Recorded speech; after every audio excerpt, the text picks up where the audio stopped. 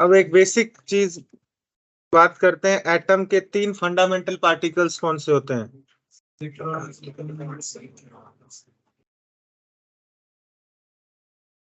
Lights हैं क्या पीछे?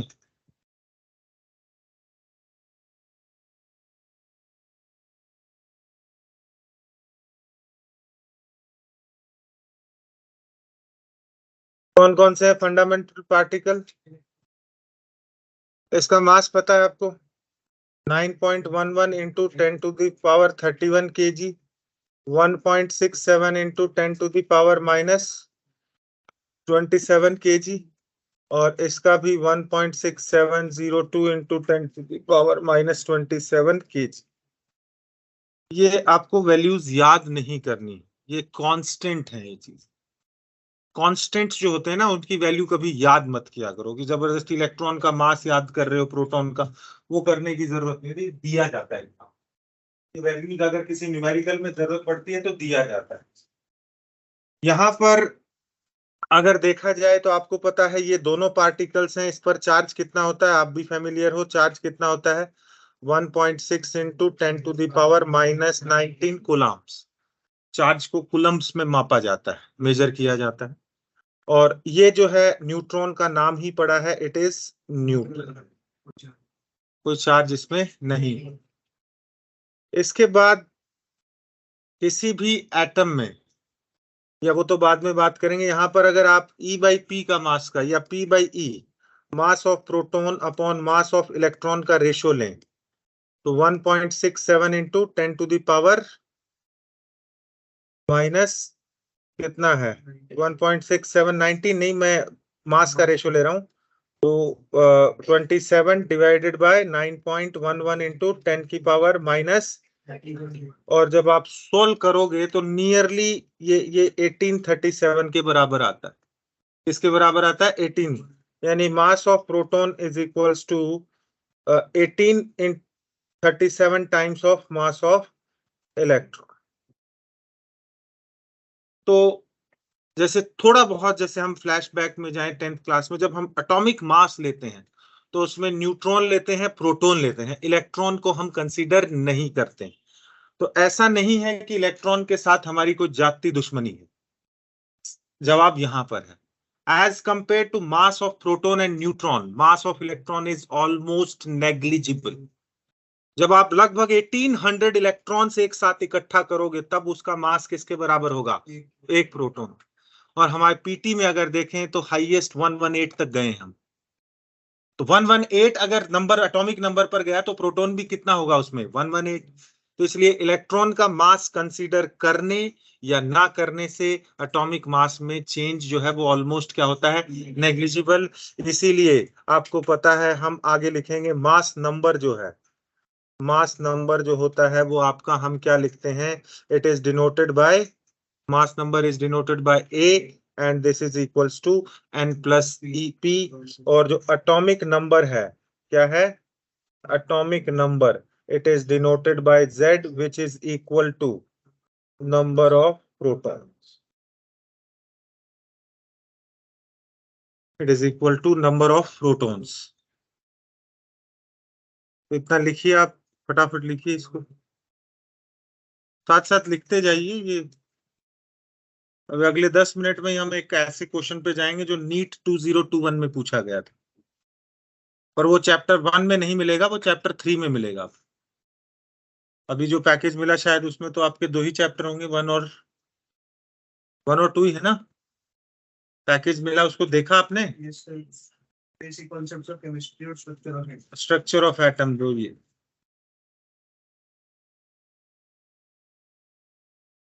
तो इतने मोटे पैकेज भी नहीं है, तो आप पैकेज कैरी कीजिएगा जब भी क्लास होगी। ऑलमोस्ट कोशिश यही रहेगी कोई चेंज ना हो टाइम टेबल में, लेकिन कई बार इमरजेंसी में होता है। जैसे मैं 3-4 दिन नहीं था तो वो एक इमरजेंसी थी, इस वजह से चेंज करना पड़ा था। जिस दिन कहा जाए उस दिन एटलीस्ट पैकेज जरूर लाएं, जैसे क्वेश्चन जब हम क्लास में डिस्कस करें। हो गया? अब जैसे हम नोटेशन की बात करें बच्चों, तो जो नोटेशन है आपकी, जो स्टैंडर्ड जो एटॉमिक रिप्रेजेंटेशन होती है वो आपकी क्या रहती है? ZA। What is Z? It is atomic number. What is A? It is mass number. और इन दोनों के फॉर्मूले हैं आपके पास, जैसे इसी तरीके से सोडियम है तो दिस इज 1123। तो आप बता सकते हो सोडियम में कितने इलेक्ट्रॉन है, कितने प्रोटॉन है, कितने न्यूट्रॉन है? बताइए। प्रोटॉन कितने हो गए? 11। इलेक्ट्रॉन कितने हो गए? 11। न्यूट्रल अगर एटम है, न्यूट्रल है, कोई एटम बोल रहे हैं तो न्यूट्रल ही होगा, तो इसमें number of protons is always equals to number of electron, charge जो है वो इक्वल होगा। और अगर हम यहाँ न्यूट्रॉन की बात करें तो न्यूट्रॉन इज इक्वल्स टू कितना आएगा आपका? 12 आएगा, निकाल लोगे इजीली। मानते हो इस बात को? अगर मानते हो तो ये LU 71,174, ये नीट 2021 में ये क्वेश्चन था, 2020 या एग्जैक्ट डेट तो मुझे याद नहीं है। इसके अंदर ल्यूटीशियम ये एक एटम है, इसके अंदर पूछा था न्यूट्रॉन कितने हैं, प्रोटॉन कितने हैं और इलेक्ट्रॉन कितने हैं। ये नीट में क्वेश्चन आया था, 4 मार्क्स का। प्रोटॉन बोलिए इसमें, न्यूट्रॉन नहीं, इलेक्ट्रॉन 71। और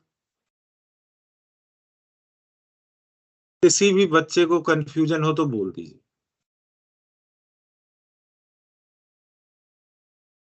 देखिए, आप अभी नहीं बोलोगे, चुपके से जाके पिताजी को बताओगे, मम्मी मम्मी पिताजी को बताएगी, वो विष्णु सर को बताएंगे, विष्णु सर मुझे बताएंगे, तो घूम फिर के बात तो मेरे पास ही आएगी। तो सीधे ही बता देना। अगर कोई चीज एक बार में नहीं समझ में आती है तो क्लास में उसी समय बोलिए, सर एक बार प्लीज दोबारा बता दो। ये क्वेश्चन कर पा रहे हो? क्योंकि अब मैं थोड़ा सा इसमें टफ करूंगा इसको। डन। अब हम आयंस पे चलते हैं बच्चों। आयंस पे, आयंस तो नाम सुने होंगे आपने। आयंस आपके दो टाइप के होते हैं, एक तो कैटायन होता है और एक एनायन। कैटायन का मतलब कैसा चार्ज हो गया? पॉजिटिव। एनायन का मतलब नेगेटिव चार्ज होता है। Anion is negatively charged. अब सिंपल कैटायन की अगर हम बात करें, किसकी? Simple cation. सिंपल कैटायन का मतलब जो सिंगल एटम से बना है,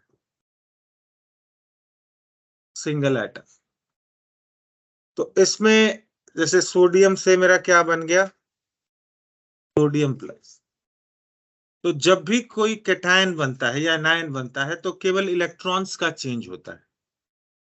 और एक मैं टर्म यहां लिखना भूल गया, वो अगर कभी वर्ड बोले न्यूक्लियॉन्स, न्यूक्लियॉन्स का मतलब है N+P। न्यूक्लियॉन्स का मतलब जो न्यूक्लियस के अंदर है। तो न्यूक्लियस के अंदर क्या क्या पाए जाते हैं? Neutron plus proton. तो केमिस्ट्री में जो हम जितने भी केमिकल रिएक्शंस करते हैं उसमें केवल किसका ट्रांसफर होता है? न्यूक्लियस नहीं टूटता है। तो यानी कोई भी केमिकल रिएक्शन होगा तो उसमें प्रोटॉन और न्यूट्रॉन्स जो है एटम के वो सेम रहेंगे। क्या चेंज होगा? Only electron. तो अब अगर मैं यहाँ बात करूं तो इसका एटॉमिक नंबर अभी थोड़ी देर पहले मैंने लिखा था, अगर मैं इसको 1123, तो प्रोटॉन कितने हैं? इलेक्ट्रॉन और 12 क्या? और इधर जाएंगे तो 11 10 12। यानी a cation have always less number of electrons than neutral atom। हमेशा इलेक्ट्रॉन कम होगा न्यूट्रल एटम से, किसके अंदर? कैटायन के अंदर। तो ये तो कैटायन का है, इसीलिए सिंपल एनायन की अगर मैं बात करूं, किसकी बात कर रहा हूं मैं? Simple anion. सिंपल एनायन में जैसे आपका क्या हो गया? जैसे क्लोरीन से क्या हो गया? Cl-। क्लोरीन से Cl-, तो इसको 1735।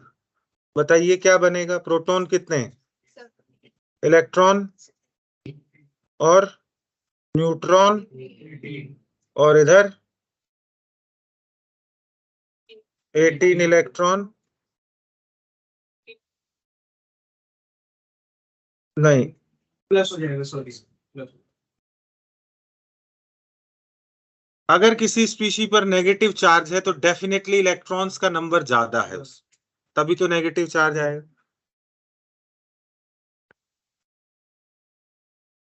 अब मैं 2-4 क्वेश्चन दूंगा, वो करने हैं आपको, पहले इसको लिख लीजिए।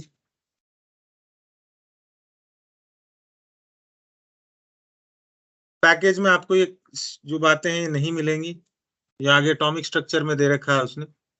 लेकिन इसके क्वेश्चंस मूल में हैं।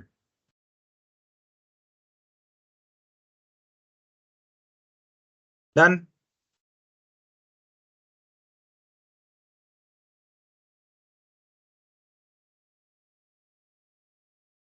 डन।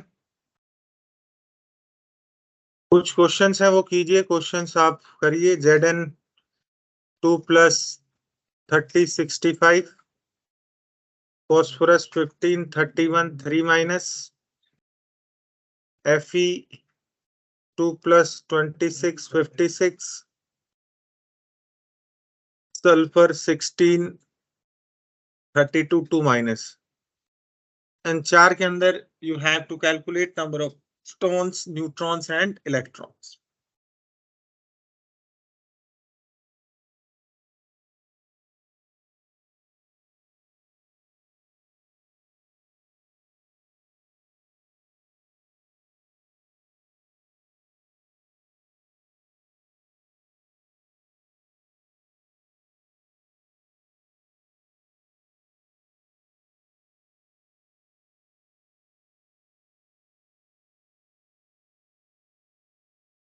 और एक दूसरी आपकी अनाउंसमेंट है, केमिस्ट्री की क्लास के लिए वैलिड है, बाकी आप कंसर्न टीचर की क्लास का अलग ध्यान रखेंगे। अगर मैं क्लास में बैठा हूँ, जैसे मैं अगर 5 मिनट पहले आया या क्लास स्टार्ट हो गई, आप सीधे आके बैठ जाइए, कुछ पूछने की जरूरत नहीं। सिंपल। हमारी कॉलेज में यही सिस्टम था बिट्स पिलानी में। तो ये पूछने से या ऐसे करने से मेरा ये मानना है कि उससे रिस्पेक्ट का कोई लेना देनी है। इज्जत जो होती है वो दिल में होती है। क्योंकि जैसे मान लो 10 बच्चे क्लास के बाहर आते हैं, तो 10 बच्चे आएंगे, मुझे 10 बार मैं कम इन आ जा। इसलिए क्लास डिस्टर्ब ना हो, स्टार्ट हो गई है तो बिल्कुल मत पूछिए, आइए चुपचाप बैठ जाओ। केवल ये वैलिडिटी जो है वैलिड है ओनली फॉर केमिस्ट्री क्लास। अगर आप लेट हो रहे हो कोई दिक्कत नहीं, लेट हो जाते हैं, लेकिन आप सीधे आइए चुपचाप बैठ जाओ। डन हो गया। तो आंसर लिख रहा हूँ, जिस पे कॉन्ट्राडिक्शन हो उसकी चर्चा हम करेंगे, डिस्कस कर लेंगे। यहाँ पर आपका P30 है, E28 है, और N मेरा 35 आ रहा है। यहाँ पर P16 है, E18 है, और N भी 16 आ रहा है। यहाँ पर P15 है, E18 है, और N16 है। P यहाँ पर 26 है, P26 है, E यहाँ पर 24 है, और N यहाँ पर 30।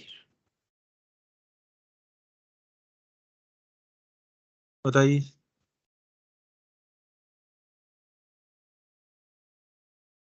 कोई डन? सबका मैच यही यार।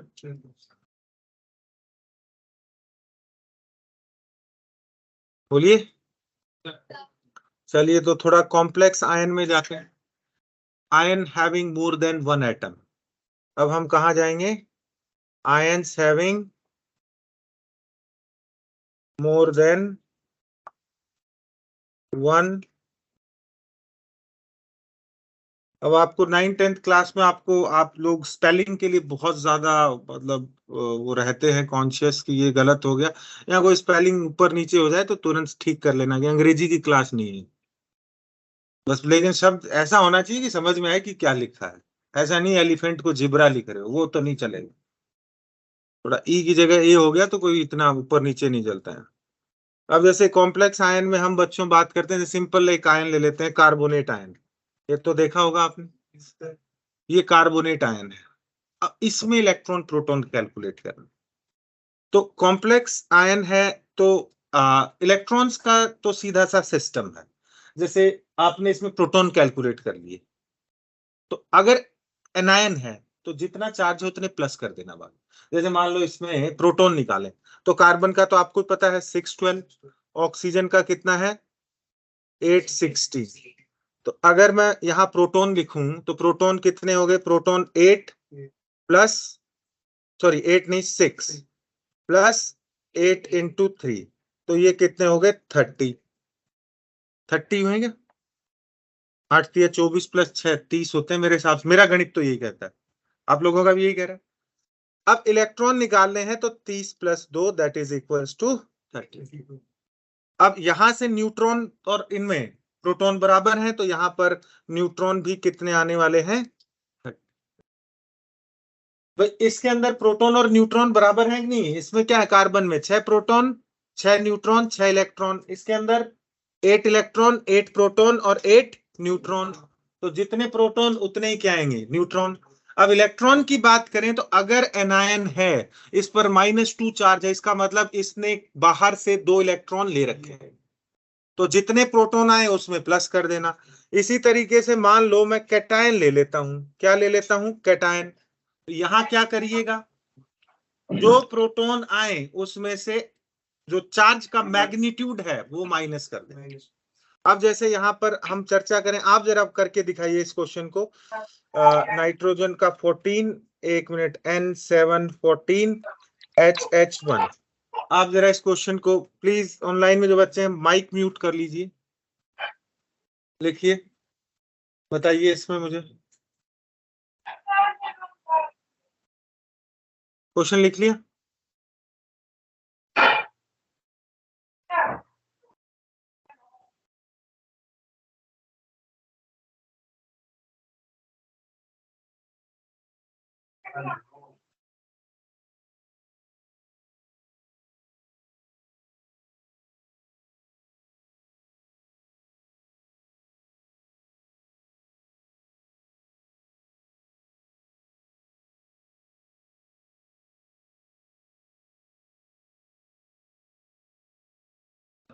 चलिए बच्चे, आपका नाम क्या है? खुशी बताएगी इसका आंसर, बताइए प्रोटॉन कितने हैं? प्रोटॉन 11, ठीक है। इलेक्ट्रॉन और न्यूट्रॉन या 7? 7 आएंगे न्यूट्रॉन्स। सोचिए, थोड़ा बुद्धि पर जोर डालिए इस पे। हाइड्रोजन में कोई न्यूट्रॉन नहीं है। Hydrogen is the only element in periodic table which have no neutrons. आप बताओ, हाइड्रोजन में कोई न्यूट्रॉन के बिना काम चल गया, एटम एग्जिस्ट कर रहा है, लेकिन इसके अलावा कोई भी एटम ऐसा नहीं है जो बिना न्यूट्रॉन के है। तो हाइड्रोजन बिना न्यूट्रॉन के कैसे बन गया, सोच सकते हो थोड़ा बहुत?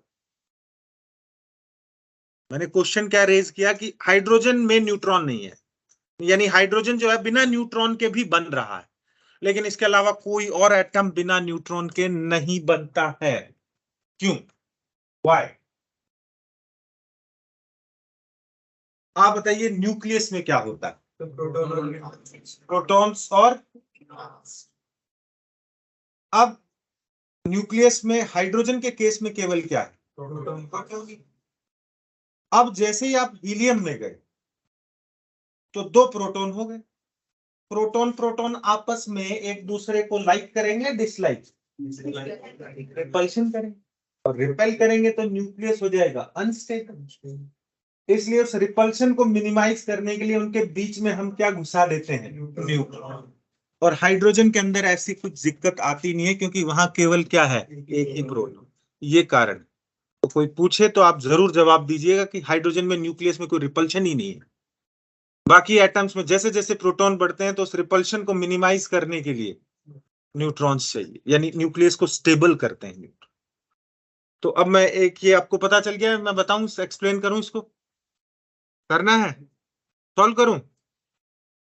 एक भी बच्चा, देखिए एक का भी नहीं होगा तो मुझे तो करना पड़ेगा, सबका साथ सबका विकास, ये नारा रहता है। देखिए मैं इसको सॉल्व कर देता हूं। NH4+ में नाइट्रोजन में 714, तो इलेक्ट्रॉन कितने, 7, प्रोटॉन कितने, 7, न्यूट्रॉन कितने, 7। रही बात हाइड्रोजन की, 1H1 में तो प्रोटॉन कितना, 1, इलेक्ट्रॉन कितना, 1, और न्यूट्रॉन कितना, 0। अब यहाँ प्रोटॉन देख लेते हैं। Proton is equals to 7 + 4 that is equals to 11। Electron के लिए 11 - 1 that is equals to 10। Neutron की बात करें तो 7 + 4 × 0 that is equals to 7। Done? चलिए अभी मुझे तसल्ली नहीं हुई है, 2-4 क्वेश्चन और बनाओ तब पता चलेगा। ये स्क्रॉल कर दूं, 1-2 क्वेश्चन बनाइए। सल्फेट का, फॉस्फेट का, और मैं सबका लिख देता हूं। ऑक्सीजन 816, फॉस्फोरस 1531, क्लोरीन का 1735। बस यही तो एटम है।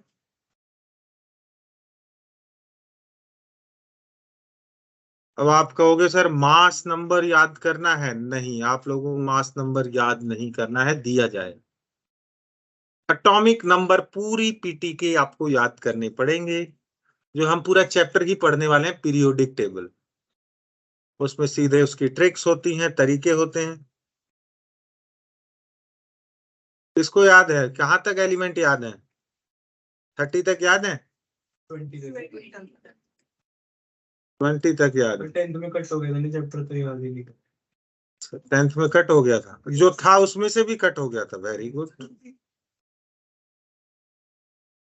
पिछली 11th, जो अभी 12th में है बच्चे, वो जब भी मैं कुछ पूछूं तो बोले सर ये तो कट हो गया था। कोई नहीं, एक चीज आप धीरे धीरे कोशिश कीजिएगा, 30 तक के एलिमेंट्स आपकी टिप्स पर होने चाहिए। जैसे बोले 24 सर क्रोमियम होगा, इस तरीके से। जैसे बोले 15 phosphorus, 17 chlorine, 9 number fluorine, 6 number carbon, इस तरीके। इससे क्या है, समय बचता है। बाकी तो आप लिख लिख के करोगे वहां पर, हाइड्रोजन, हीलियम, लिथियम, बेरिलियम, आंख बंद करके आप घोटते रहते हो ना ऐसे हिलते हुए। कई लोग ऐसे भी याद करते हैं, हाइड्रोजन, हीलियम, लिथियम। याद कर लीजिएगा, ये नहीं कि आज ही जाके लग रहे हो, धीरे धीरे अपने आप भी याद हो जाता है। बताइए इस क्वेश्चन का समय लगेगा? करिए करिए, समय लगाइए, गलती नहीं करनी है।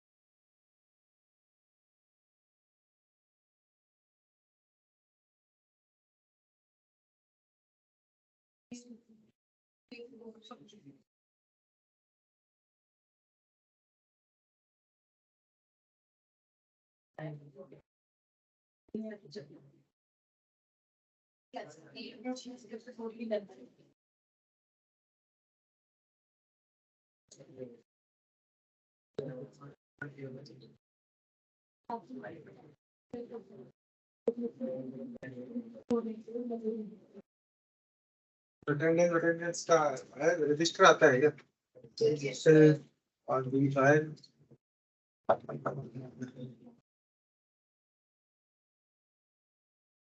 ये जो शुरू का आज की क्लास का मोस्ट ऑफ द मटेरियल आपको ना पैकेज में मिलेगा ना एनसीईआरटी में। ये बेसिक्स हैं जो मेरा मानना है आपको आने चाहिए। डन। आंसर लिखूं?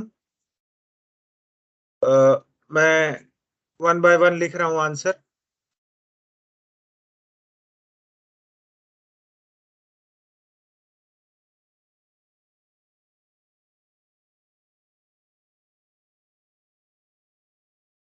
बोलिए मैं सही हूं या गलत? सही है। मैं सही हूं, आपने वेरीफाई कर दिया, ठीक है। दूसरा आयन क्या था? फॉस्फेट। अब बच्चों इन आयंस के नाम भी आपको याद करने पड़ेंगे। First one is, this is sulphate, this is phosphate.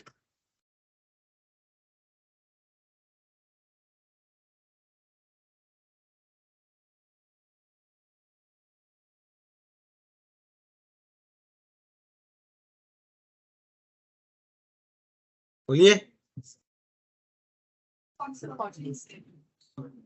हम्म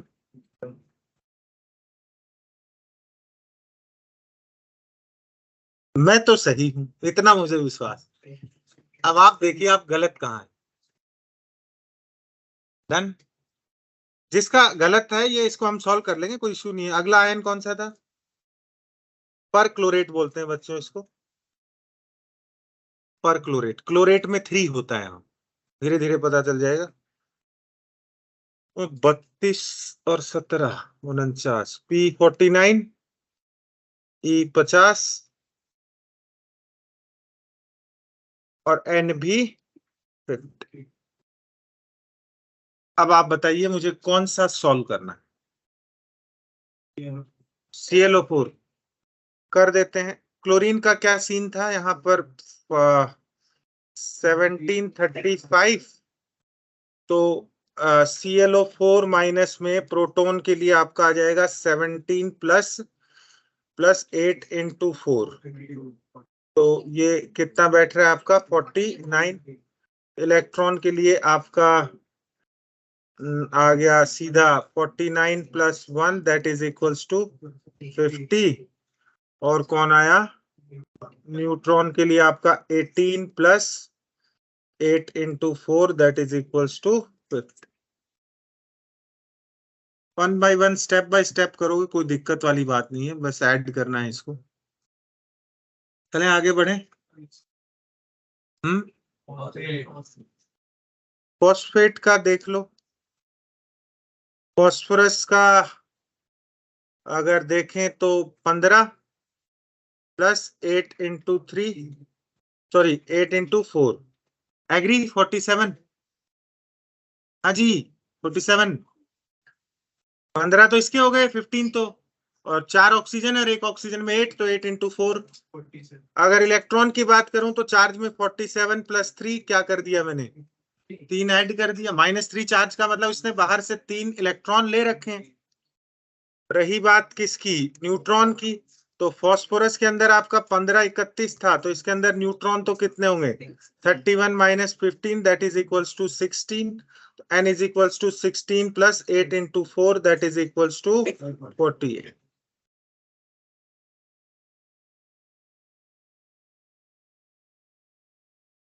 चलें आगे।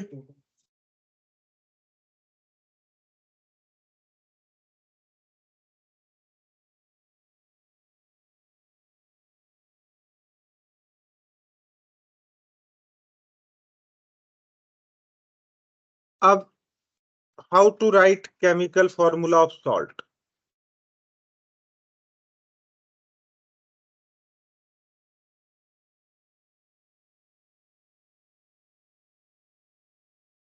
जैसे आपके सीधा बोलता है सोडियम फॉस्फेट है, जो बच्चा डायरेक्ट नाम ना लिख के फॉर्मूला लिखने लग गया, यानी उसको केमिस्ट्री समझ में आने लग गई।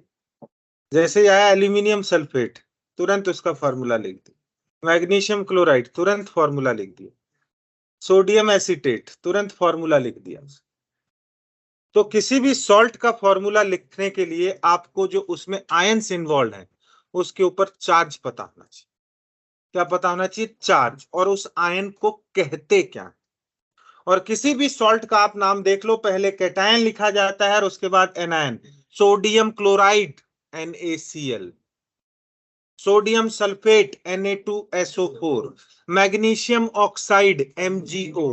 पहले कैटायन लिखा जाता है और उसके बाद ये नियम होता है।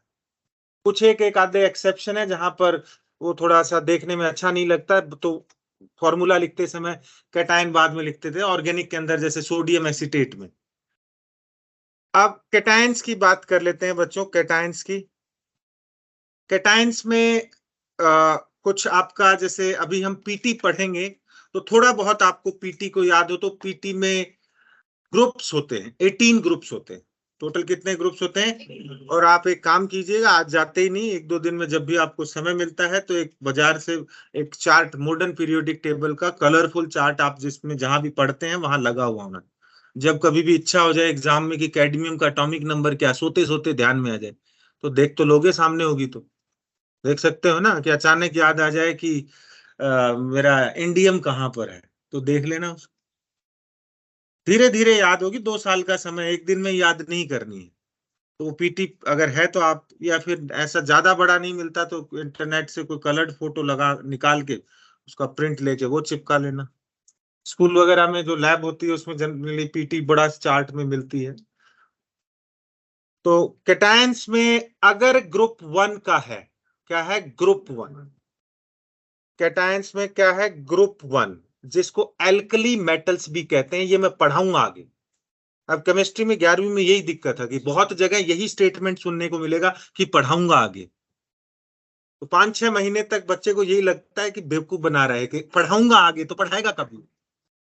ये अपने जो 12वीं क्लास में बच्चे हो जाते हैं या जो अभी लास्ट में नीट दे रहे हैं वो बच्चे से राय लेना, सारी चीजें धीरे धीरे कनेक्ट होंगी। अब ग्रुप 1 में होते हैं आपके lithium, sodium, potassium, rubidium, caesium. तो ग्रुप 1 के कैटायन है तो वो हमेशा किस में जाएंगे, +1 में। कोई एक्सेप्शन, जिसको हिंदी में कहते हैं अपवाद, नहीं होता इसका। ग्रुप 1 वाले हमेशा क्या लिखोगे सॉल्ट में, +1। सोडियम दुनिया के किसी भी कंपाउंड में होगा, उसका ऑक्सीडेशन स्टेट, उस पर चार्ज हमेशा क्या होगा, प्लस। और अगर मैं बात करता हूं ग्रुप 2 की, ग्रुप 2 में आपका बेरिलियम, जिसे आप याद किया होगा, बेटा मांगे कार स्कूटर बाप राजी। राजी तो कैसे होगा, इतना खर्चा करवाओगे तो। बेरिलियम, फिर बोलो, मैग्नीशियम, फिर कैल्शियम, फिर स्ट्रोंशियम, फिर बेरियम। रेडियम रेडियो एक्टिव होता है तो उसको नहीं लेते। इन सब का +2 आएगा, यानी ये किस अवस्था में मिलेंगे, beryllium 2+, Mg2+, Ca2+, Sr2+, Ba2+।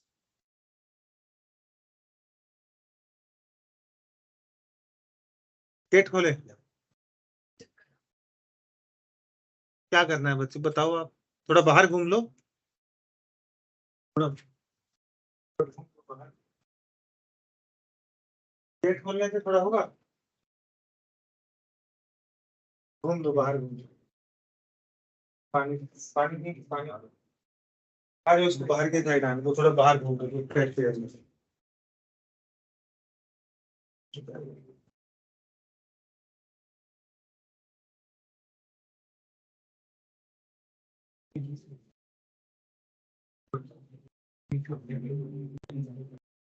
ये हो गए इतने आयंस। एल्यूमिनियम पर हमेशा +3 रहेगा, और इसी तरीके से जिंक का हमेशा क्या रहेगा, +2।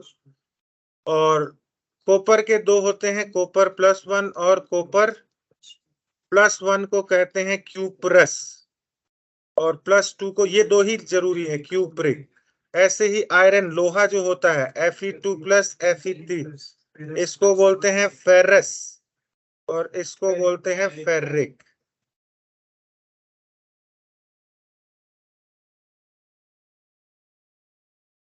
और ऐसे ही आपका एक आयन जो है वो मल्टी एटम कैटायन होता है, इसको बोलते हैं NH4+ को बोलते हैं अमोनियम।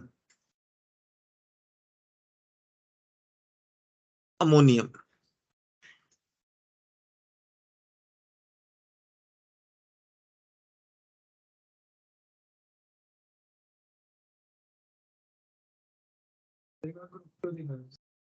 ग्रुप 2 लीजिए।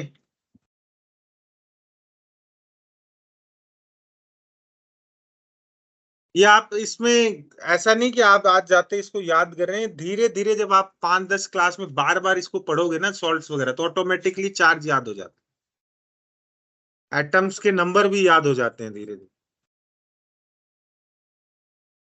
डन।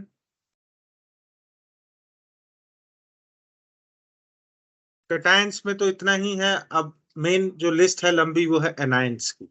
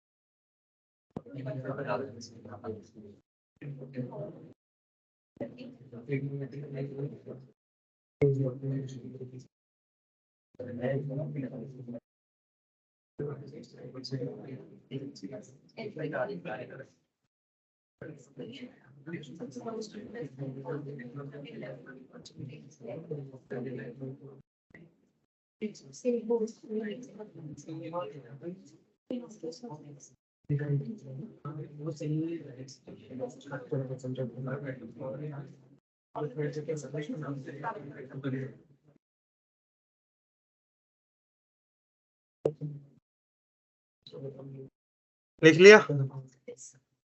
अब एनायंस का अगर मैं बात करता हूं हेलोजेंस में, जैसे F minus, Cl minus, Br minus, क्या बोलेंगे इसको? फ्लोराइड। इसको इसको लिखिए अपने आप।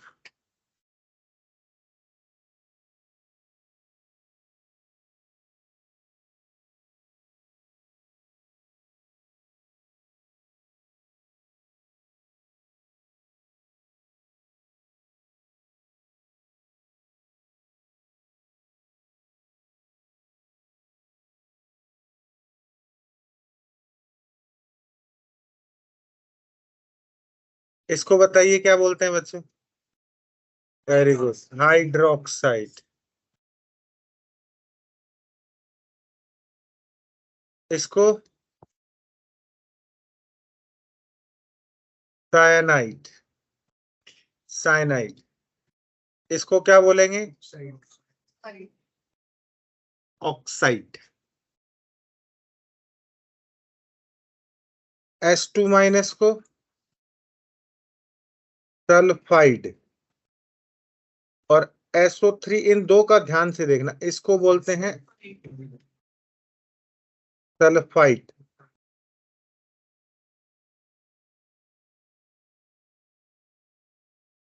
सी के ऊपर डैश क्या है? साइनाइड में नेगेटिव चार्ज है, डैश नहीं है वो। अच्छा, थोड़ा ज्यादा हो गया क्या? इससे कोई नहीं, ये थोड़ा मुंह माया से ऊपर उठ जाइए। यहाँ कुछ डैश वैश नहीं है, अगर डंडी खींचिए तो नेगेटिव है केमिस्ट्री में। आयन है और तो उसमें अगर डंडी खींचिए तो नेगेटिव। N3 माइनस को बोलेंगे नाइट्राइड। और NO2 माइनस को बोलेंगे नाइट्राइट।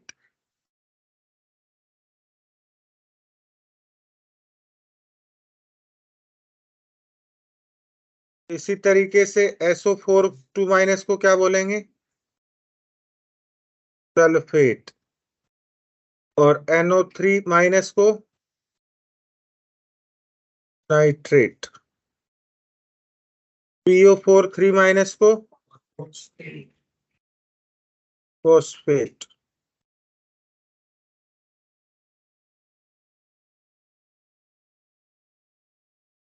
नेगेटिव में लिस्ट थोड़ी लंबी है।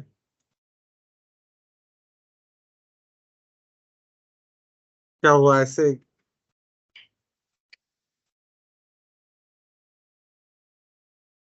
ये मैं वो सारे आयंस लिख रहा हूं जो आपके 2 साल में कहीं ना कहीं किसी ना किसी चैप्टर में आपसे टकराएंगे। इतना हुआ। और ये तो लिख ही लिया होगा। क्या बोलेंगे इसको? ClO3 माइनस को क्लोरेट। PlO4 माइनस को पर क्लोरेट।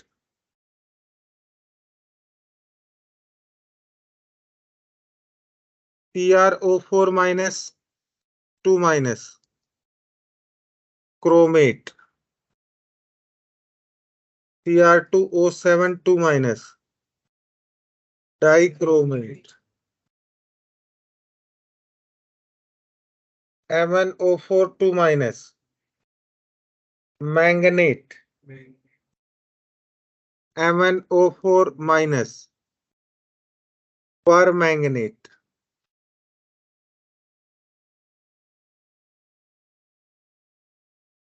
H माइनस को बोलते हैं हाइड्राइट। और भी बचा है क्या?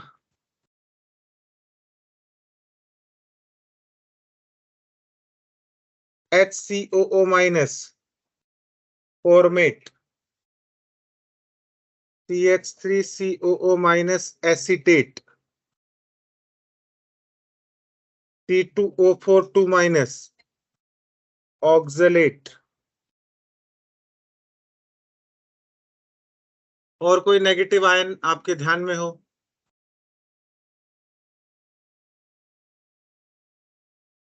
चलिए कभी आगे आएगा तो पता चल जाएगा। वैसे लिस्ट तो ये भी काफी लंबी हो गई है। आयन पर चार्ज और उसको बोलते क्या है ये पता है तो सॉल्ट का फॉर्मूला लिखना बाएं हाथ का खेल। It's very easy.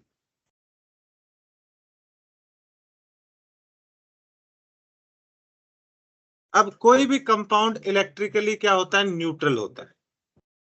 तो सॉल्ट का फॉर्मूला लिखते समय आपको चार्ज को बैलेंस करना होता है, दैट्स ऑल। कोई भी कंपाउंड है तो वो इलेक्ट्रिकली क्या होगा? न्यूट्रल होगा। तो जैसे इसमें दो तीन एग्जांपल मैं आपको बता देता हूं। नीचे तो इसमें जैसे दो चार एग्जांपल, ये लिस्ट आपने नहीं लिखी है तो लिख लीजिए, कोई दिक्कत नहीं, पहले लिखिए इसको। और एक सबसे बड़ी गलती आप में से ज्यादातर बच्चे मैं देखता हूँ, यहाँ पर ये फिजिबल नहीं है कि मैं एक एक बच्चे की नोटबुक चेक करूँ, आप बड़ी क्लास में आ गए। तो आपको ही इंश्योर करना है कि आप जो लिख रहे हैं वो सही लिखते हैं। जो सामने बच्चा बैठता है उसका तो यार मैं कई बार घूमते रहते हैं तब एक आधे देख लेते हैं ऐसे नोटबुक, बाकी आपको इंश्योर करना पड़ेगा कि आप जो लिख रहे हैं वो सही लिख रहे हैं। क्योंकि गलत लिखोगे तो गलत पढ़ोगे, गलत पढ़ोगे तो क्वेश्चन भी गलत करोगे। लिखना सही है, कोई ट्रेन नहीं छूट रही आप लोगों को। हो गया इधर? चलिए जैसे एक एक फॉर्मूला हम लिखते हैं, जैसे कि मान लो हमारे पास आ गया मैग्नीशियम, मैग्नीशियम हाइड्रोक्साइड। अब देखिए करना क्या है। हाँ वो तो आ जाएगा Mg2++। देखिए लॉजिकल बात भी है, मैग्नीशियम पर +2 चार्ज है और इधर OH पर एक नेगेटिव, यानी दो प्लस को बैलेंस करने के लिए नेगेटिव भी दो चाहिए। तो इसका कितना लेना पड़ेगा? दो लेना पड़ेगा, यानी Mg और OH का क्या करना पड़ेगा? होल पर। अगर आपका ion more than one atom का है तो स्मॉल ब्रैकेट का यूज करते हैं। जैसे यहीं पर आपको अगर मैं नाम लिखता मैग्नीशियम क्लोराइड, तो इसमें आपका फॉर्मूला बनता MgCl।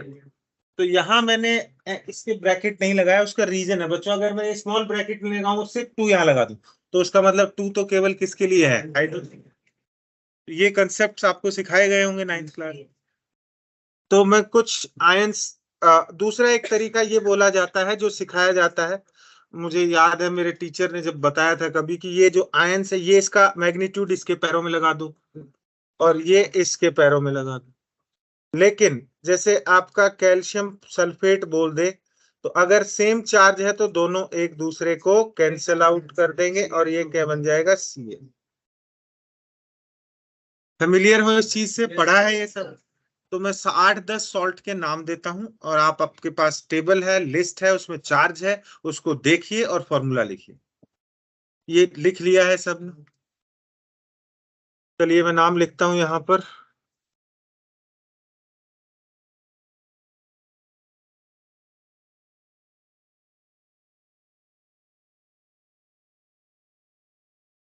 अपना अपना कीजिएगा।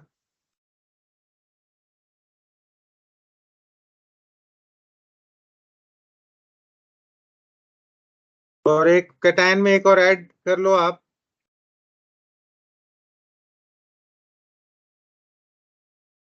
Pb+2।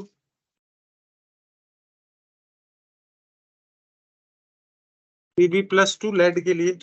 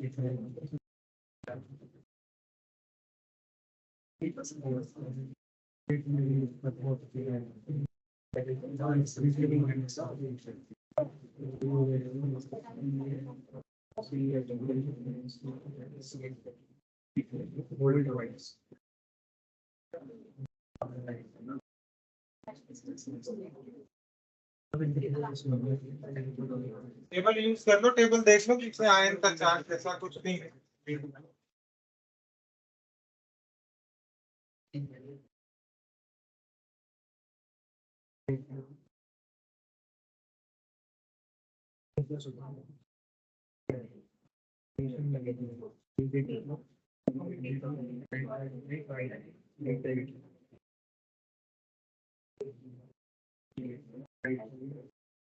डन, सभी को करने दो एक बार।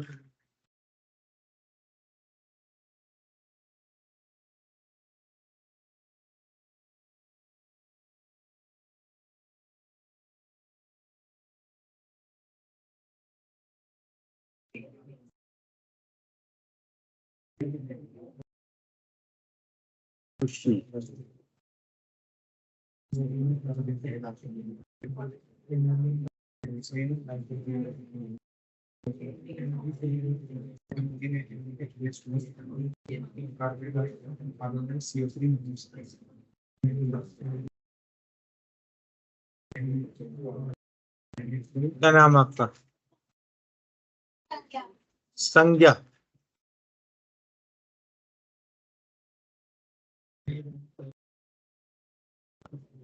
आंसर लिख देता हूँ। हाँ रुक जाएंगे, 1 मिनट और रुक जाएंगे। और जिसमें कॉन्ट्राडिक्शन होगा उसको डिस्कस कर लेंगे और जो सही है उसको छोड़ेंगे फिर।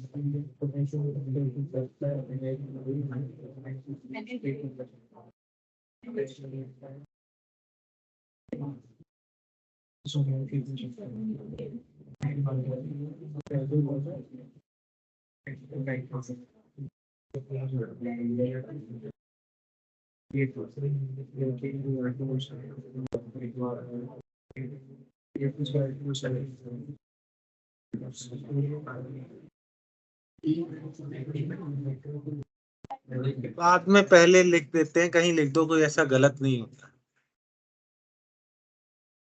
लेकिन जैसे एसीटेट आयन में नेगेटिव थोड़ा इधर जा रहा है तो कैल्शियम आगे की साइड लिख देते हैं, तो उसमें गलत नहीं है वो। एज पर कन्वेंशन तो कैल्शियम पहले ही लिखना चाहिए।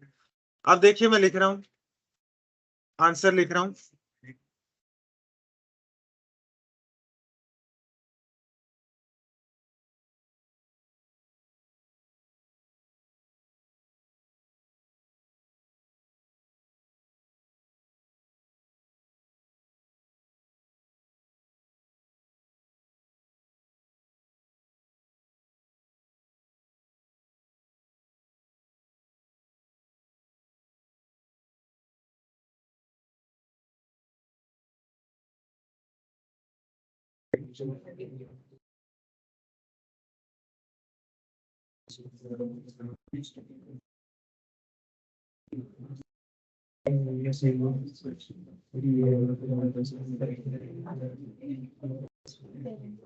बोलिए जिस पे कॉन्ट्राडिक्शन है आपको कि ये बस तो सही है, तो फिर तो आगे बढ़ते हैं, फिर क्यों टाइम इसमें वेस्ट करें।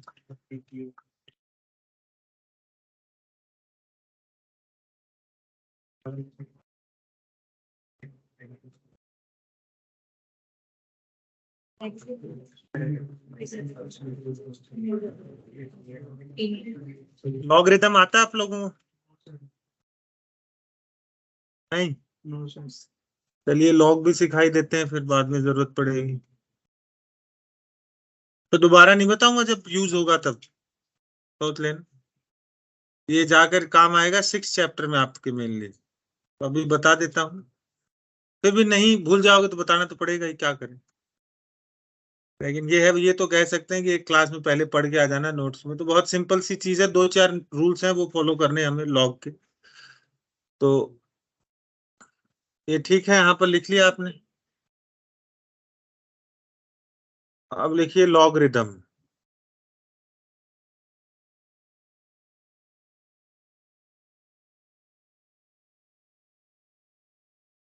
जैसे आपके पास नंबर है बच्चों 2 की पावर 1, तो इसको 2 की पावर 1 कितना होता है? 2 की पावर 2, 2 की पावर 3। तो अब देखिए इसको कैसे लिखते हैं, लॉग बेस 2। इसको क्या बना रहा हूं, बेस 2 पर 2 की वैल्यू किसके बराबर है, 1 के। अब आगे लिखता हूं, लॉग बेस तो कितना है पर 4 की वैल्यू कितनी, इसको लिखूंगा लॉग बेस 2 पर 8 की वैल्यू कितनी, 3। लॉग बेस 2 पर 16 की वैल्यू कितनी होगी। पावर आगे लिखी जाती है, जिस नंबर की पावर होती है वो बेस बनता है। अब इसी तरीके से आप मुझे बताइए 4 की पावर, या मैं लिखूं 2 की पावर 0 इज इक्वल्स टू क्या, किसी भी नंबर की पावर 0, तो क्या लिखूंगा इसको, लॉग बेस 2 पर 1 की वैल्यू कितनी होगी, 0। आप बताइए 4 की पावर 0 कितना हो, समझ लीजिए पहले, तो कैसे लिखूंगा, बेस 1 0, 5 की पावर 0, लॉग बेस 5 पर 1 की वैल्यू 0, 10 की पावर 0। एक नियम निकल के आ रहा है किसी भी बेस पर हो, किसी भी बेस पर 2, 3, 4, 5, 6, 7, 8, 9, 10 पर log 1 की वैल्यू हमेशा क्या होगी? डन। अब देखिए, एक मिनट सुनिए। अब अगर समझ लीजिए, अब मैं लिखता हूं 4 की पावर 1, 4 लॉग में लिखना,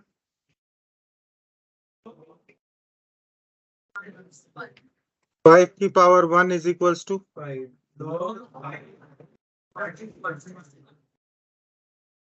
तो बेस अगर सेम है और जो वैल्यू आप देख रहे हो वो दोनों अगर सेम है, आंसर हमेशा क्या आएगा? 1। तो आप बताइए, आपके एग्जाम में आ जाए log 10, ये लिखिए, फिर आगे और देखेंगे, कुछ चीजें एनालाइज करेंगे हम।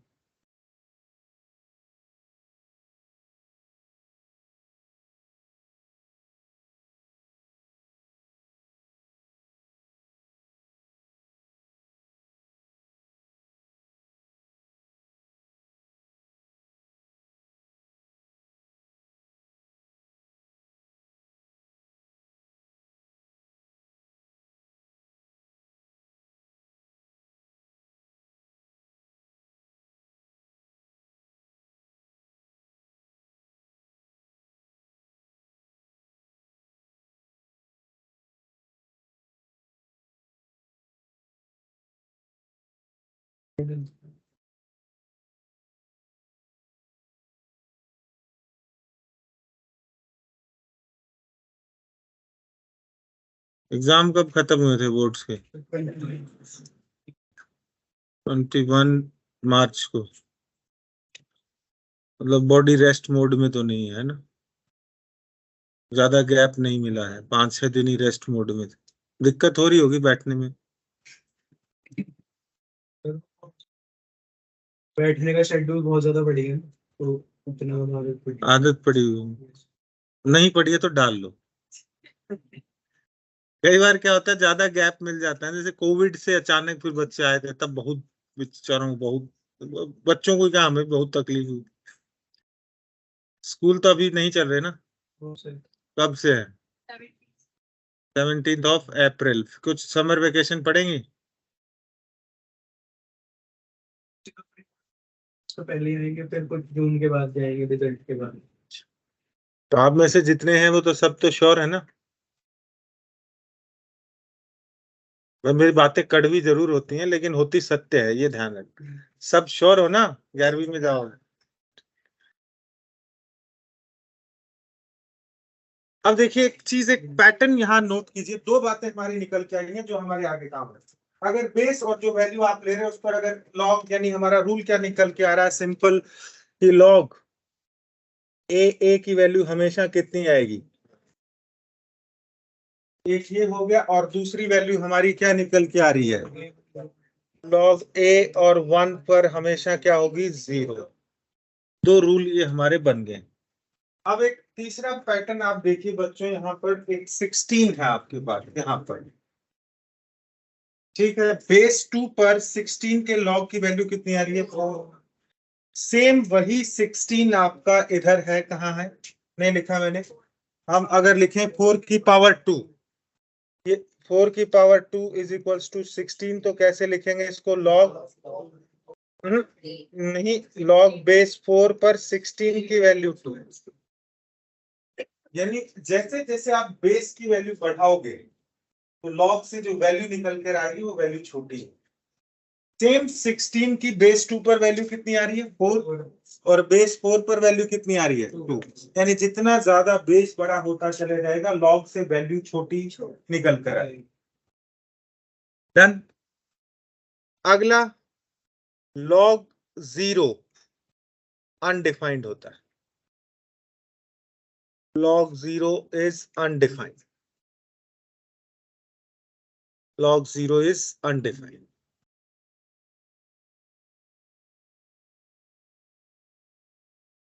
तो log के कुछ रूल्स हैं। log a into b को लिख सकते हैं हम log a, log b, log a by b, log a minus log b, log a to the power b is b log। ये कुल टोटल 3 रूल्स हैं जो आपको। और एक चीज केमिस्ट्री में ध्यान रखना बच्चों, अगर लॉग लिखा हुआ है, क्या लिखा हुआ है, लॉग, तो यानी इसका बेस बाय डिफॉल्ट क्या मानना है, 10। बेस मेंशन्ड नहीं होता है केमिस्ट्री के अंदर। और अगर ln लिखता है, ln का मतलब होता है नेचुरल लॉग, और नेचुरल लॉग में जो बेस होता है वो है e, एक्सपोनेंशियल, जिसकी वैल्यू होती है 2.7। e की वैल्यू कितनी होती है, 2.7, जिसको एक्सपोनेंशियल फंक्शन बोलते हैं, एक्सपोनेंशियल फंक्शन। log 10 वाला, इसमें ये कह रहा हूं कि अगर बेस मेंशन्ड नहीं है, यहां पर मैंने कोई बेस मेंशन किया, इधर की कोई बेस लिखा, तो बेस नहीं लिखा है तो यानी क्या मानना आपको, 10। हम जितनी भी गणनाएं करेंगे अंग्रेजी में जिसको कैलकुलेशन कहते हैं, वो बेस 10 पर की जाती। तो या तो बेस 10 आएगा या नेचुरल लॉग आएगा। तो नेचुरल लॉग में हमारे पास कोई कैलकुलेटर में कोई टेबल या हमारे पास लॉग टेबल नहीं है, तो हमें नेचुरल लॉग अगर आ गया तो उसको बेस 10 में चेंज करता है। तो अब आप कहोगे कि सर नेचुरल लॉग आता कहां से है, तो जब मैथ्स में या कई जगह हम डेरिवेशन में इंटीग्रेशन करते हैं, क्या करते हैं, इंटीग्रेशन। दो वर्ड आते हैं मैथ्स में, डिफरेंशिएशन, इंटीग्रेशन, सुना होगा। जब इंटीग्रेट करते हैं तो कई बार इंटीग्रेशन से लॉग निकल के आता है। तो जब भी कोई इंटीग्रेशन से लॉग निकल के आता है हमारी कैलकुलेशंस में, वो नेचुरल लॉग होता है। तो उस नेचुरल लॉग को आपको किस में चेंज करना पड़ेगा, ई बेस को किस में चेंज करना पड़ेगा, बेस 10 में। तो उसके लिए घबराने की जरूरत नहीं, इतना सिंपल सा रूल है। अगर आपके पास ln x है, यानी ये बेस किस पे है, ई पर, तो अगर आपको log x में चेंज करना है तो आगे मल्टीप्लाई कर देना एक फैक्टर से, किससे, 2.203। तो जैसे अगर मेरे पास ln2 है, तो ln2 को मैं क्या लिख सकता हूं, 2.2303 log ऑफ 2, और log 2 की वैल्यू हमें पता होनी चाहिए, जो मैं आपको अभी बताऊं। log 2 और 3 की वैल्यू याद रखिएगा, बाकियों की अपने आप आ जाती रूल्स। अब log 2 की वैल्यू बच्चों होती है 0.301, जिसको नियरली क्या लिखोगे, 0.3। और log 3 की वैल्यू होती है 0.4771, जिसको राउंड ऑफ करते हैं 0.48। अगर ये देख लीजिएगा बच्चों कि कहाँ आपको नेगलेशन करना है, कहाँ नहीं। अगर 4 ऑप्शंस में वैल्यू दूर दूर हैं तो थोड़ा कैलकुलेशन में आप राउंडिंग ऑफ लगा सकते हैं, लेकिन ऑप्शंस बहुत क्लोज हैं तो आप ऐसा मत कीजिएगा। 2021 में ऐसी एक घटना हो गई थी हमारे सेंटर के टॉपर बच्चे से। 2 ऑप्शन थे, एक में था, जो भी था डेसिमल प्लेसेस में 3 प्लेसेस तक जाना था, उसने 2 प्लेसेस तक करके कर दिया। एक डिजिट में 3 डिजिट तक, वो क्वेश्चन मैं आपको दिखाऊंगा, एटॉमिक स्ट्रक्चर में आएगा। 5 नंबर कट गए। 5 नंबर कटने का मतलब आप समझते हो, 687 थे तो 592 होते, 487 रैंक था, तो अगर 5 नंबर होते तो शायद अंडर 200 आ जाता। तो ये, अब देखिए, log 2 हो गया। log 1 क्यों नहीं लिखा मैंने, log 1 क्यों नहीं लिखा, क्योंकि log 1 होता है 0। ऊपर आपको दिखाया था क्यों होता है 0, और log 0 होता है अनडिफाइंड। अब log 4 की वैल्यू बताइए, आप निकाल सकते हैं क्या, जो रूल्स थे उसके अकॉर्डिंग। क्या log 4 को log 2 की पावर 2 लिख सकता हूं, आप बताइए। क्या 4 को मैं 2 की पावर 2 लिख सकता हूं या नहीं। अब इस पे log का रूल लगाया जाए तो क्या हो गया, log 2 की वैल्यू कितनी है, ये लो, प्रोडक्ट वाले से भी निकाल सकते हैं ना, यस 2 मल्टीप्लाई 2। यस बिल्कुल, बहुत रास्ते हो सकते हैं, जो आपको सुटेबल लगे, जिसमें आपको कॉन्फिडेंस ज्यादा है या जिसमें टाइम कम लग रहा है वो लगाइए, मुझे कोई नाराजगी नहीं। मुद्दा यह है कि आंसर सही आना चाहिए, दैट्स ऑल।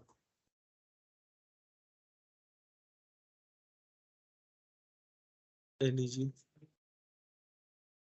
ln2 का, बस इसके आगे ln से log लिखोगे तो आगे किससे मल्टीप्लाई कर देना, 2.303 से, और कुछ नहीं कर। जब भी ln से log में जाओगे तो आगे किससे गुणा कर देना, मल्टीप्लाई कर देना, 2.3। और उसका रीजन भी है बच्चों, यहां पर बेस ई था, बेस ई का मतलब 2.7, यहां पर बेस 10 हो गया। तो जब बेस 10 होगा तो अंदर से छोटी वैल्यू आएगी, तो छोटी वैल्यू को अगर बड़ा करना है तो 1 से छोटे नंबर से मल्टीप्लाई करूंगा या 1 से बड़े नंबर से, बड़े नंबर से, और वो फैक्टर निकल कर कितना आता है, 2.303, और कुछ नहीं है इसमें। क्या चीज, अरे भाई जैसे आपके निकल के आ गया ln2, और आपको इसको log2 में चेंज करना है, तो आगे किससे गुणा कर देना, 2.30, बस इतना। अब आ गया ln5, तो ln5 की वैल्यू नहीं देगा वो आपको, वो किसकी वैल्यू देगा, log5 की। तो आप इसको चेंज करोगे तो क्या करोगे, log5 और आगे किससे इंटू कर देना, 2 पॉइंट। मैं सिर्फ इतना समझाने की कोशिश कर, अब log5 नहीं देगा। आप बताओ log5 की वैल्यू कैसे निकाल सकते हो आप, log5 की वैल्यू क्या निकाल सकते हो, कोशिश करो। log3 plus log2।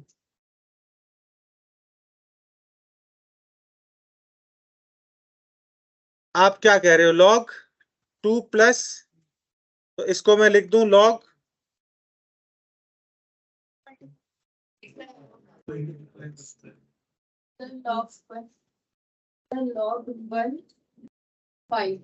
आप कह रहे हो log5 की पावर 1, तो इसको करने से क्या हो जाएगा, 1 log5, फिर से 2 और 3 की वैल्यू है आपके पास। देखिए आप मुझे बताइए log10 की वैल्यू कितनी होती है, बेस सेम होता है, log मैंने लिखा, बेस नहीं लिख रहा तो क्या होता है, 1। अब देखिए थोड़ा गणित लगाइए, क्या मैं 5 को 10/2 लिख सकता हूँ, तो ये क्या हो गया, log10, और log2 अभी बताया है कितना आ गया,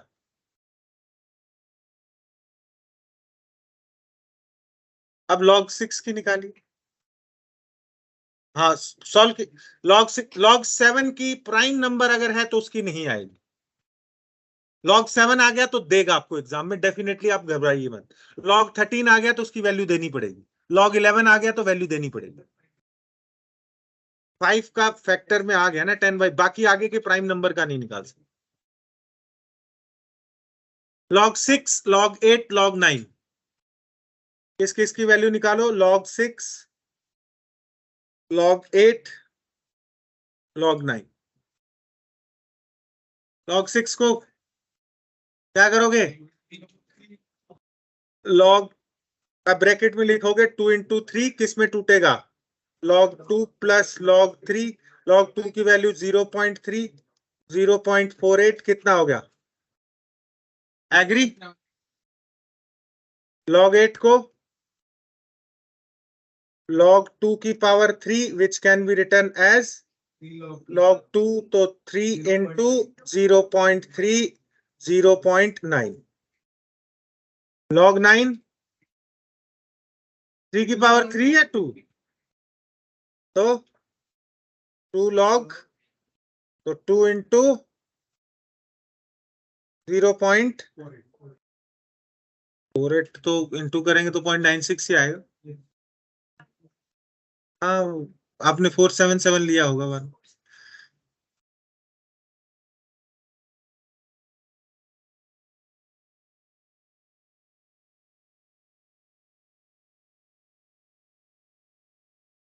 log 25 और log 50 की वैल्यू निकाल के दिखाओ, और आपको गिवन है log2 और log3 की value, log 25, log 50, log 100, log 1000, 4 question दिए मैंने, log 25, log 50, log 100, log 1000।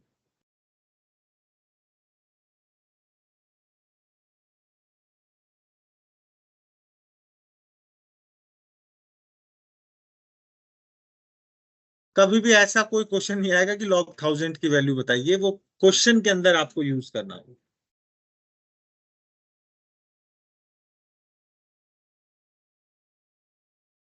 अभी केमिस्ट्री स्टार्ट हुई नहीं है 11th की, ये जस्ट इंट्रोडक्शन है।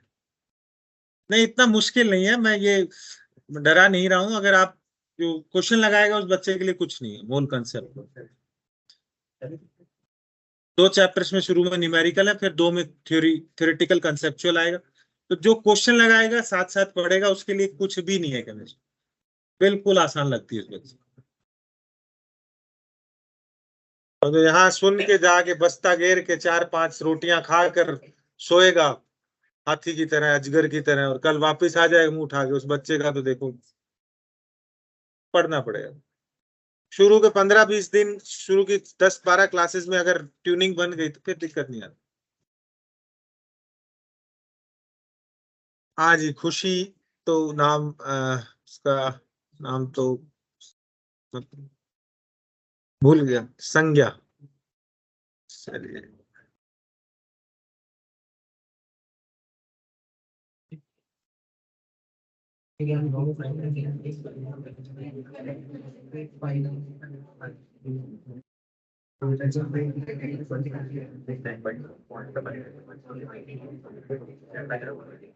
आपका नाम क्या है?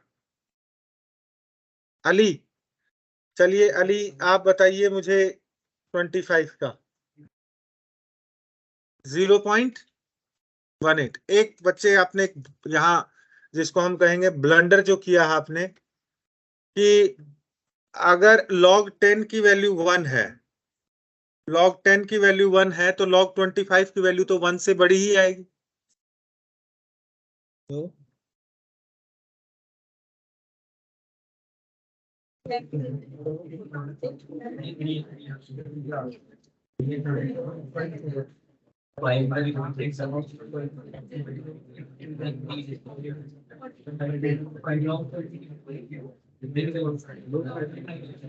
कैसे करोगे 25 को? 5 का स्क्वायर करोगे तो चलो वो भी रूट हो सकता है। मैं इसमें एक बेटर रूट ले रहा हूं जो मुझे ठीक लगता है। 100/4 लिख सकता हूँ। 100/4 25 को लिख सकता हूँ ना, या नहीं? तो ये क्या हो गया? log 4 को क्या लिख दूं? 2 माइनस, आप वो रूट भी ले सकते हैं। 5 का स्क्वायर करके log 5 का वैल्यू, वो सेम आंसर। अगर मैथ्स है तो यहाँ आंसर 2 नहीं आ सकते, एक ही आएगा, 2 आंसर नहीं आएंगे। log 50 को 100/2 करके कर लो। 1.7 is the correct answer. log 50 को आप 100/2, 100 माइनस log 2, 2 माइनस 0.3। मेरा तो 1.7 आ रहा है। 1.6 किसी का यहाँ से आवाज आई तो थी, नहीं आई थी, अब देखते हैं, कोई बात नहीं। आगे तो 100 तो फिर आ ही गया आंसर, और log 1000।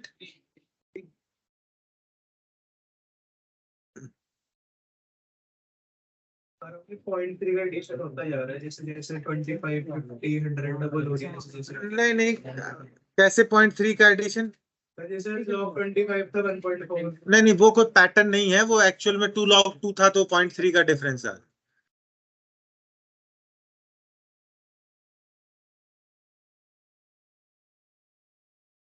0.001 का बताना log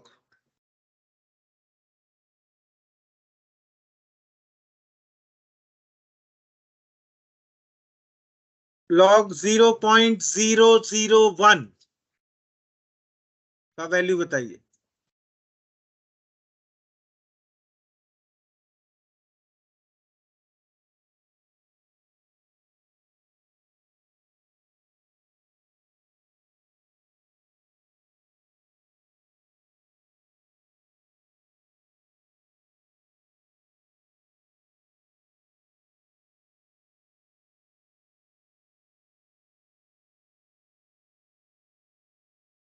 नहीं हुआ?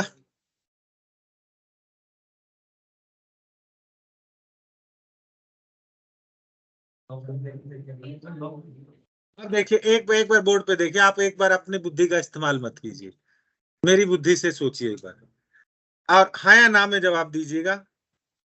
क्या मैं इसको 10 की पावर -4 लिख सकता हूं? पक्का? अब अगर मैं log 10 की पावर -4 है तो रूल लगा दूं तो क्या हो गया, -4 log of 10, तो आंसर कितना आ गया? मैंने 1/10,000 करके बनाया। वैसे कर दो, आंसर तो -4 ही है। कुछ गलत किया है क्या? अब मान लो log 0.1 है तो क्या वैल्यू आएगी? log 0.1 की वैल्यू -1 आएगी। अब देखिए, मैं एक बात कर रहा हूं यहां पर कि log 0.1 की वैल्यू कितनी आ रही है? -1। log 0 की वैल्यू log 1 की वैल्यू कितनी आती है? 0। और log 10 की वैल्यू कितनी आती है? 1।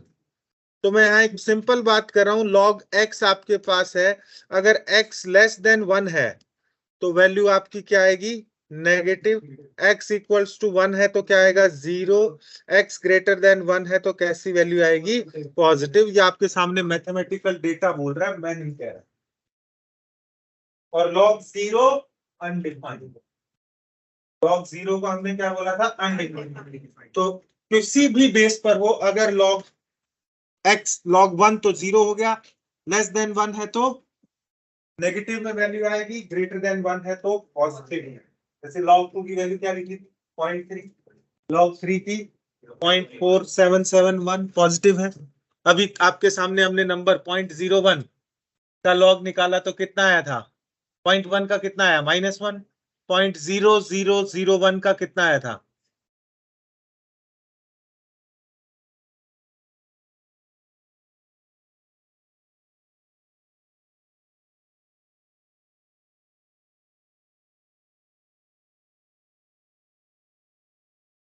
x कोई वेरिएबल है, x अगर 1 हुआ तो log x 0 हो जाएगा। x अगर ग्रेटर देन 1 है तो वैल्यू पॉजिटिव आएगी, x लेस देन 1 है तो वैल्यू, ये आपके सामने ये एग्जांपल भी तो है इसकी सपोर्ट में।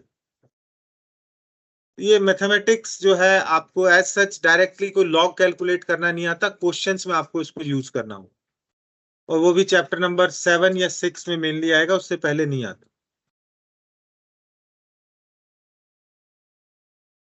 अब आगे हम बात करते हैं सिंपल चीज, शायद ये तो नहीं कटा होगा, स्टेट्स ऑफ मैटर के 3 स्टेट होते हैं, कौन से?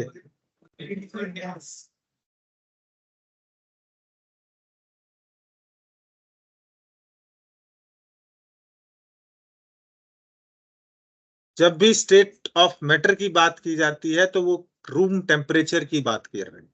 किसकी बात कर रहे हैं? आरटी पर। आरटी में बोलूंगा रूम टेम्परेचर। रूम टेम्परेचर होता है 25 डिग्री सेल्सियस। मेंशन कर सकते हो रूम टेम्परेचर कितना माना जाता है? 25 डिग्री सेल्सियस। तो जैसे कुछ बच्चे कहते हैं सर प्लाज्मा स्टेट भी होता है, बॉस आइंस्टीन स्टेट है, इस कमरे के तापमान पर नहीं होता है वो, उसके लिए परिस्थितियां अलग होती हैं, वो कंडीशंस अलग होती हैं। हम 3 ही स्टेट से डील करेंगे, सॉलिड, लिक्विड और गैस। अब अगर हम कुछ पॉइंट्स की बात करें तो जैसे यहाँ 1 बाय 1 पॉइंट्स को हम डिफरेंस किए करें। पहला पॉइंट अगर मैं लिखता हूं inter particle distance, inter particle distance solid में कितना होगा? Very less. इसमें क्या होगा? इसमें लार्ज या वेरी हाई, और यहाँ पर क्या लिखोगे? मॉडरेट। आप 2 पार्टिकल हो मान लो, आप और आपका नाम क्या है? प्रथम, और आपका? अनन्य। अभी आप पास में बैठे हो, दूरी, तो अभी दूरी कम है, बहुत कम दूरी, तो सॉलिड। ये डिस्टेंस बढ़ जाएगा तो लिक्विड, और बढ़ जाएगा तो गैस। इंटर पार्टिकल डिस्टेंस का मतलब एटम्स को एक स्फेरिकल माना जाता है, स्फीयर माना जाता है, तो उनके बीच में डिस्टेंस कम होगा तो सॉलिड थोड़ा बढ़ जाएगा, तो लिक्विड और ज्यादा बढ़ जाएगा तो गैस। दूसरा एक पॉइंट आगे लिखेंगे, एक तो लिख ही लो, force of attraction. Second point लिखोगे फोर्स ऑफ अट्रैक्शन, हाई रहेगा, वेरी हाई, और इधर वेरी लो, और इसके अंदर लिख दो मॉडरेट। आगे के कुछ पॉइंट्स हैं जो अगली क्लास में लिखेंगे, आप भी जानते हो, जैसे कंप्रेसिबिलिटी, सॉलिड्स नेग्लिजिबल, लिक्विड्स में नेग्लिजिबल, गैसेस में वेरी हाई। शेप की बात करें तो डेफिनेट लिक्विड्स की, नॉट डेफिनेट, और दूसरा पॉइंट आएगा कि it will acquire the shape of the container in which it is filled. तो ये नेक्स्ट क्लास में करेंगे, अभी